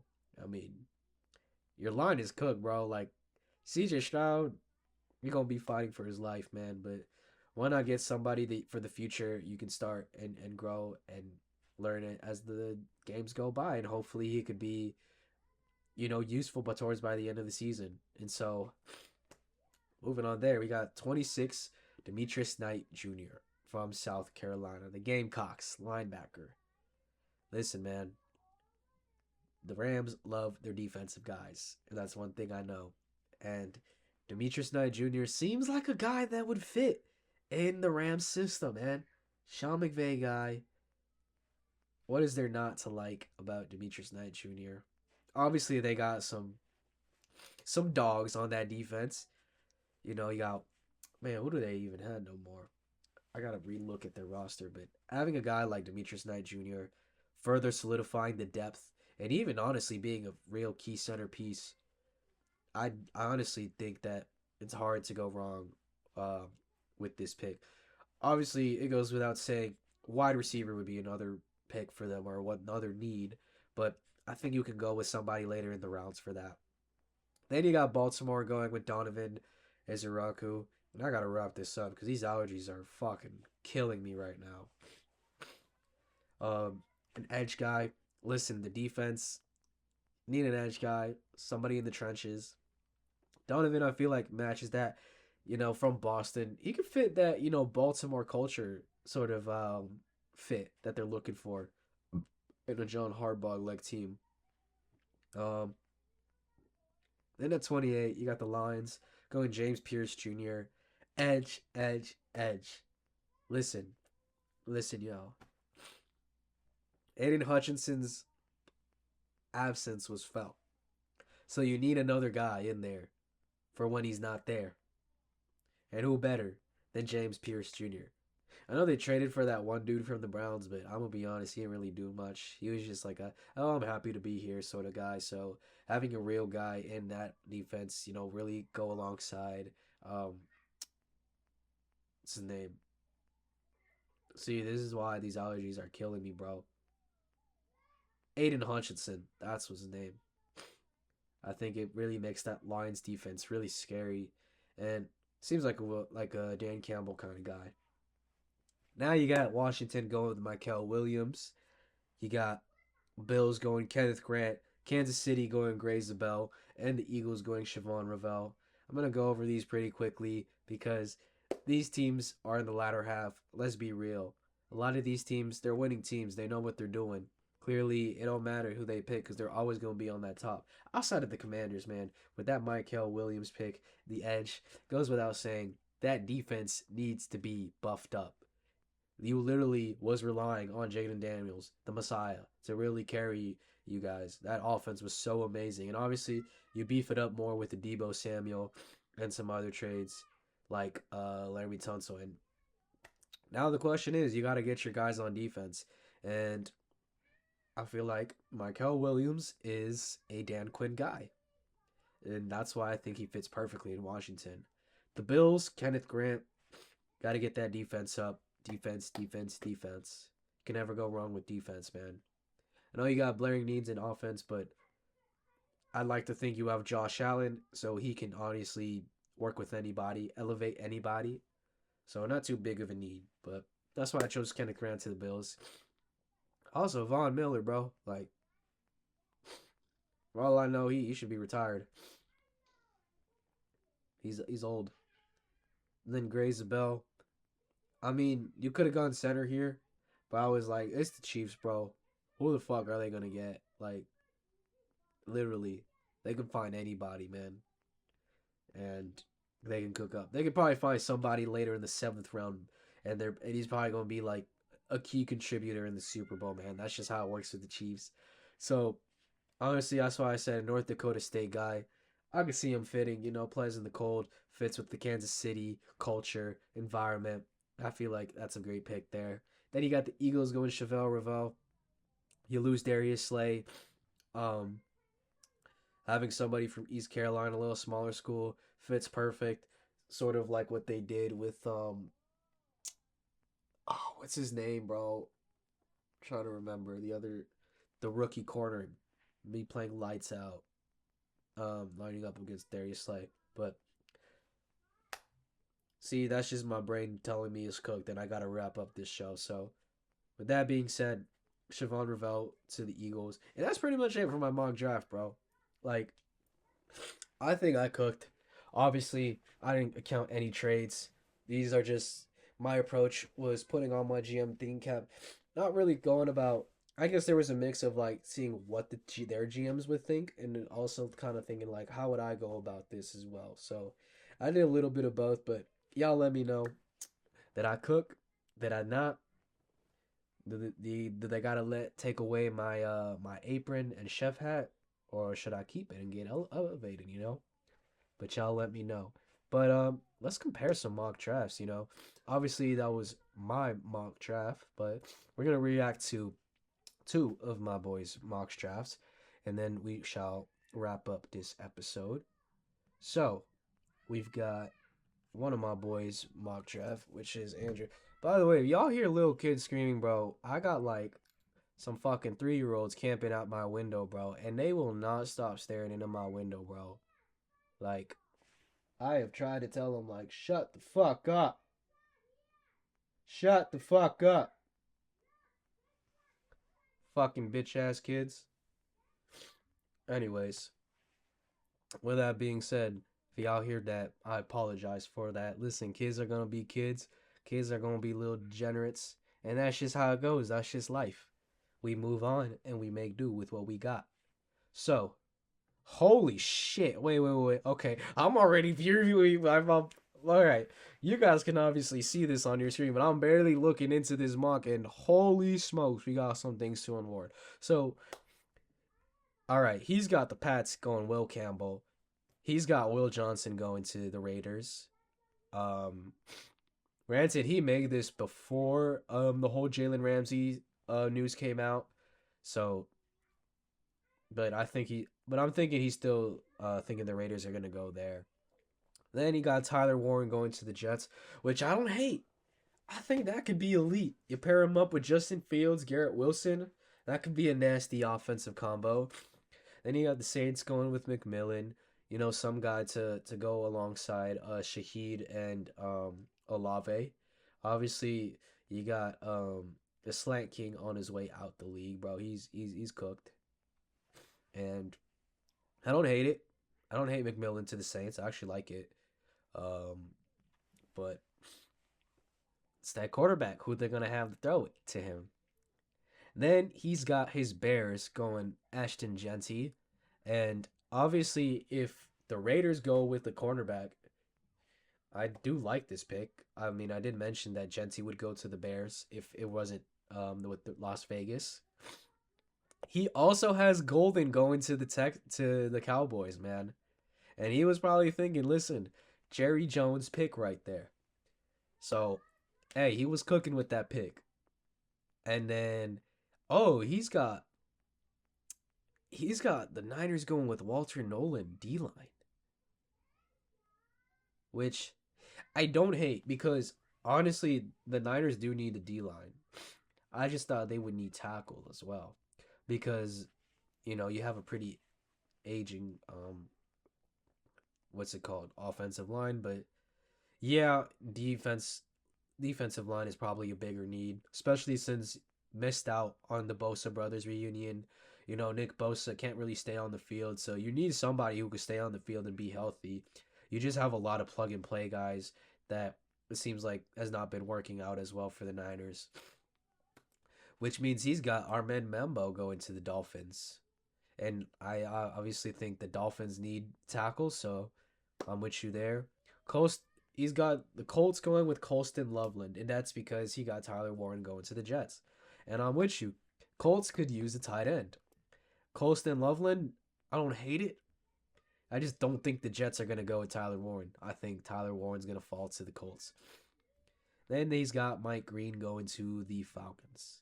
Hey, Falcons could use an edge guy. So I don't hate it. Yeah, Derek Harmon going to Cardinals. I mean, they also need a D line, so it could go either way. Derek Harmon, Walter Nolan. Um, I just think Walter Nolan falls to the Cards, but hey, that's cool. You got James Pierce Jr. edge for the Bengals, so he probably thinks that they're not gonna re-sign Trey Hendrickson and they're gonna trade him. So can't hate that pick. Gray Zabel, to the Seahawks. I could see it happening for sure. I mean, listen, I chose a guard, but tackle for sure. Tackle could be one of those things that the Seahawks could get, but like I was saying, it don't matter because Seahawks ain't making a deep playoff run or anything like that. Then he got Jahan Campbell going to the Bucks, and he has Campbell falling. I had the Falcons choosing Campbell, but honestly, I can't be mad at that pick. Linebacker is also a good pick for the Bucks right now. So even though they have great guys right now, it don't hurt to keep stacking up the linebackers, and it seems like that would be a great fit for the Bucks. He also has Hampton to the Broncos, which I feel like that's just the census there. Like Genty isn't gonna fall to them, so the next best guy would be Hampton, and he's a good Champagne fit. Now hold on, you got fucking Shador going to Pittsburgh?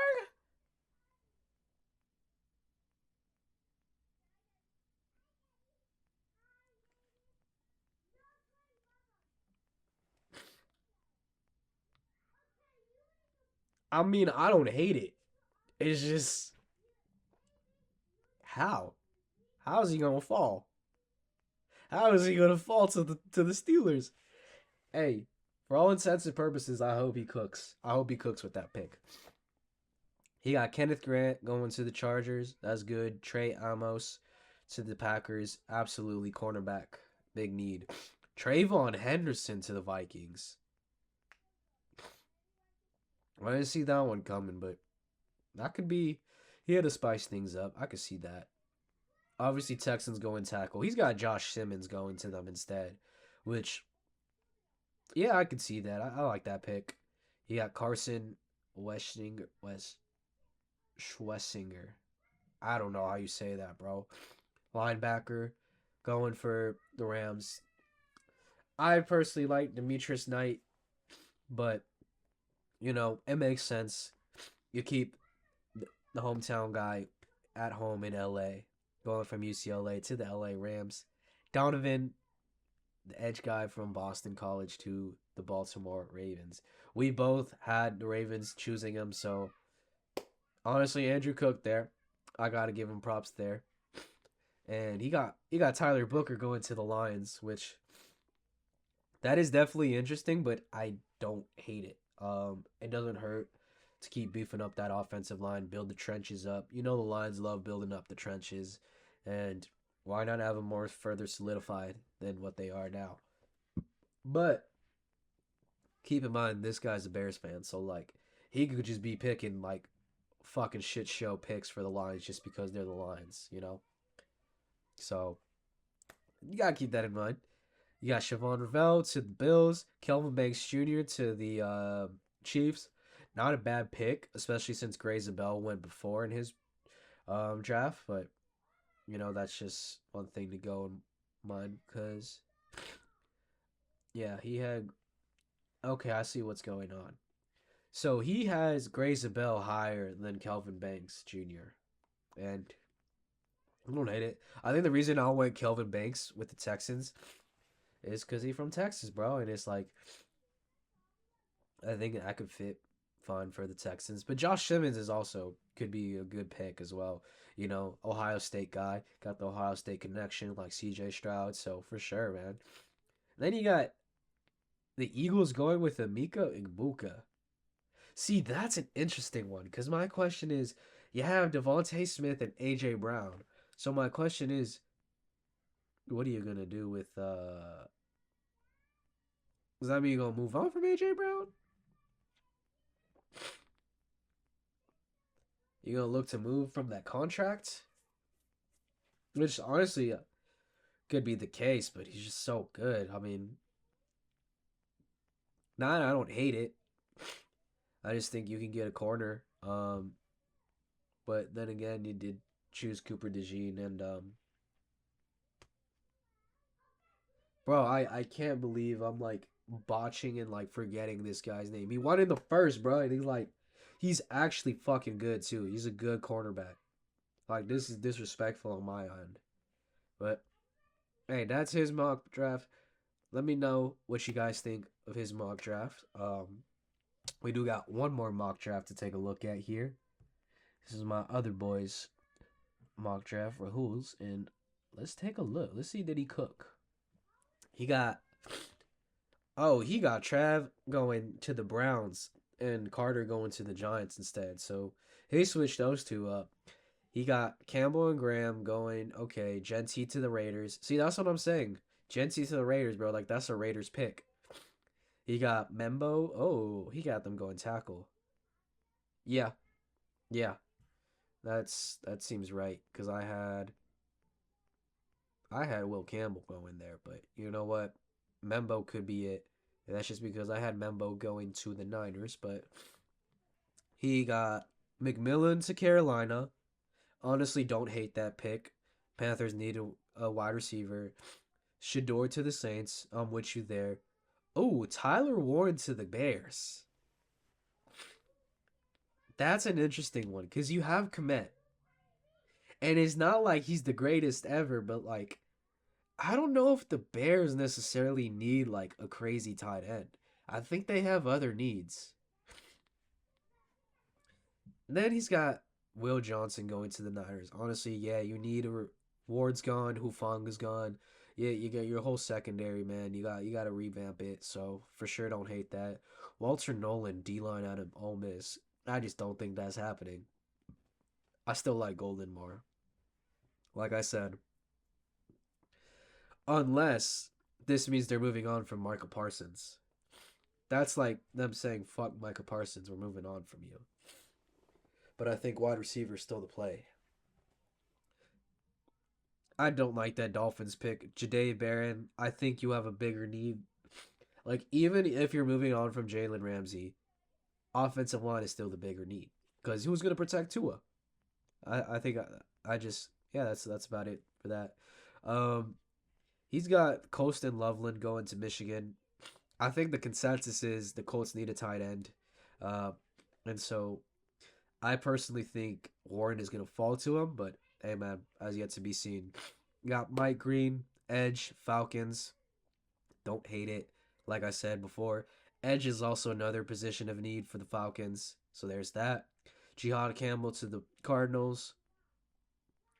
I can see it. I can see it. Get that linebacker core up, and I mean, I did choose a linebacker, so it's like, why not? Got to beef up that defense. Picked offense the first 2 years. He got Blackie Starks to the Bengals. I could see it. I could see it. You know, I think, like I was saying before, you could choose anybody and on defense, and I'd be like, that's a great pick because the Bengals are just so awful and abysmal at defense. So, hey, my Lucky Starks could be the guy that turns it around for the Bengals secondary. Then you got Shamar Stewart to the Seahawks. Um, Low key, I mean, yeah, I guess you could pair him up with that other fool from Seattle, the other edge guy. So I would think you go off, but that's just me, man. That's just me. You go maybe in the trenches for the Seahawks, but this guy's a Niners fan. He's biased, so of course he's gonna pick something for the Seahawks that makes him look bad. You got to keep that in mind here, y'all. But I don't hate it. I just think you could go. It's better to go offensive line with that pick. I don't see the Seahawks going defense. Jalon Walker, linebacker in Georgia to Tampa Bay. I love that pick. Honestly, I feel like the Bucks can cook at linebacker. Like whoever the Bucks choose, I'm gonna be like, yeah, that's gonna be a good pick, just because they got a good track record of developing good linebackers. He also has Hampton to the. Hold the fuck up! Wait, wait, wait, wait. You got Kelvin Banks to the fucking Steelers, bro. What? What? You have a. All right, bro. I don't think I need to see the rest of this list, bro. All right, bro. We fucking dude. We don't need another tackle. What do you mean? We don't need another tackle. We have Roderick Jones and Troy Fontanu, and yes, they haven't been healthy, and yes, our offensive line coach has CTE, and it would rather fucking make our guys well rounded rather than specializing. But I'm sorry, but if we pick a tackle, I'm done being a Pittsburgh fan. Like that is genuinely like a stupid pick. No way. Absolutely no way we go offensive line. See, you could have chose D line or edge, and I would have been like, hey, I could see that because we might not have TJ.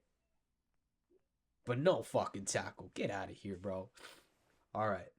Chargers, Luther. Okay, he cooked there. See, he bought he cooked. Cause listen, I was saying the same thing. You get Luther Burden, you pair up with Justin Herbert. So, see, I like that pick. Chargers pick was very nice. Then you got Michael Williams, edge. I think Green Bay needs a corner more, but edge could be. Tackle, ah, I don't know, man. I think a running back.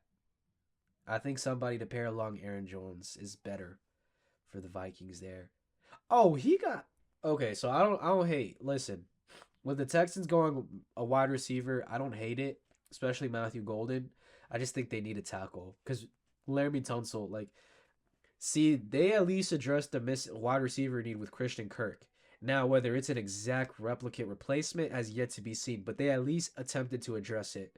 They still haven't done shit about Laremy Tunsil, so I still think Texans take a tackle to address that need. LA going Josh Simmons. I don't hate it. I just think they go defense. I think they just go defense. That's just been the formula for the Rams. And then the Ravens going edge with Pierce Jr. Yeah, I could see him going with an edge guy. If it's going to be James Pierce Jr. has yet to be seen. I don't know. I think they could go for like a Donovan personally. I think he might fit better with the Ravens system, and I think Pierce could be more of like with the Lions. So I would switch those two. Um,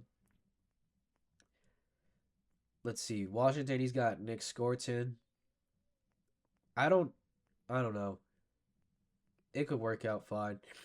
Obviously, he has Michael going to the Green Bay, but if Michael was still on my board, I think he's like the perfect fit for Washington in that Dan Quinn culture fit. So I mean, he got the need right. I still agree they need an edge, so I can't hate the pick. And obviously, in his board, Michael went first, so not bad. Kenneth Grant to the Bills. Honestly, that's a fire pick. You got Tyler Booker going to the Kansas City. I actually like that pick too.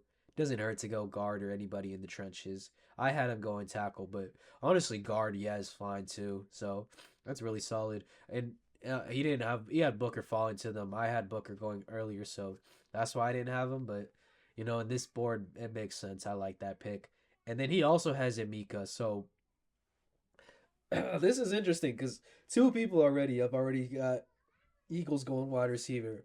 So I'm guessing the consensus is like the Eagles are looking to move on from AJ Brown's contract soon, man. And that's why they're looking towards the future. So I would have thought they gone cornerback, but that's just me. That's just me. But anyways, I think that's about it for these mock drafts. Overall, I think that wasn't bad. I think he had some nice cooks on this draft for sure. Like for example, um, I like the Panthers pick. Genty's also a good one. Jets pick could be interesting. Um, honestly, the Cardinals pick was pretty fire for him, and Chargers pick was a nice one too. Yeah. Outside of that, though, I gotta be honest.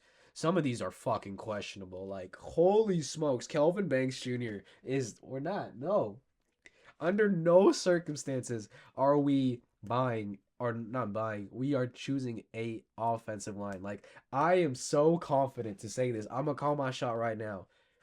There is literally zero, and I mean 0% chance that we are gonna choose an offensive line in the first round. Zero. Zero. I will bet on that. But anyways, in terms of my other boys pick, honestly, it wasn't bad. I I don't hate it. Like a lot of his picks was pretty nice.